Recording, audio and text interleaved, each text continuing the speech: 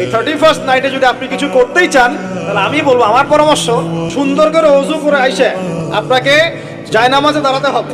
তারা 2 রাকাত নামাজ পড়ে চিন্তা করবেন, আল্লাহ 1 বছর যে চলে গেল, আমি এই গত বছরে কি করলাম, দিনের জন্য কি করলাম, দুনিয়ার জন্য কি করলাম, পরিবারের জন্য কি করলাম, কতটুকু জ্ঞান অর্জন করলাম, কয়টা কোরআনের আয়াত শিখেছি 1 বছরে, কয়টা হাদিস শিখলাম, কয় ওয়াক্ত নামাজ ঠিক মতো পড়লাম, রমজানের সম রেখেছিলাম কিনা, দান সদকা করেছিলাম কিনা, সৎ কাজে আদেশ করেছিলাম কিনা, অসৎ কাজে নিষেধ করেছিলাম কিনা, এই ফিকির করতে পারেন আপনি বসে বসে।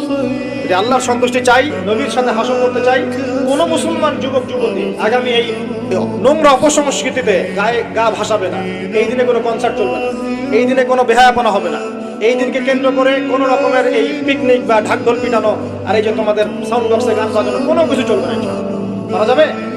মনে রাখবে, এই কাজটা ছোট নয়, করার মধ্য দিয়ে আপনি কুফর করছেন। কুফর, আপনি আল্লাহর নবীর হাদিসকে অস্বীকার করছেন, আল্লাহর কোরআনের আয়াতকে অস্বীকার করছেন, আপনি আল্লাহর দুশমনদের সাথে খুশি পালন করছেন। সুবহানাল্লাহ। আল্লাহর যে দুশমনরা সারা বিশ্বে মুসলিমদের উপর নির্যাতনের স্টিম রোলার চালাচ্ছে, ওদের সাথে তালে তাল মিলিয়ে আপনি বলছেন হ্যাপি নিউ ইয়ার, মাশাআল্লাহ, আস্তাগফিরুল্লাহ, ও আস্তাগফিরুল্লাহ, আল্লাহ পাক মাফ করুন।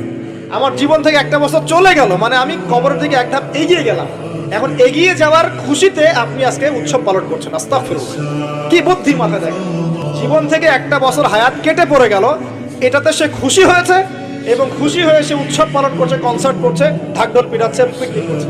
কত বুদ্ধি মাথায়। মৃত্যু কাছাকাছি আসলে কি মানুষ খুশি হয় না কষ্ট পায়? মৃত্যু কাছাকাছি আসলে মানুষ কি খুশি হবে নাকি আরো চিন্তা করবে, হায় আফসোস, 1 বছর যদি আরো ভালো কাজ করতে পারতাম আরো ভালো হতো? কোনটা বলেন? আফসোস হবে না? অবশ্যই হবে।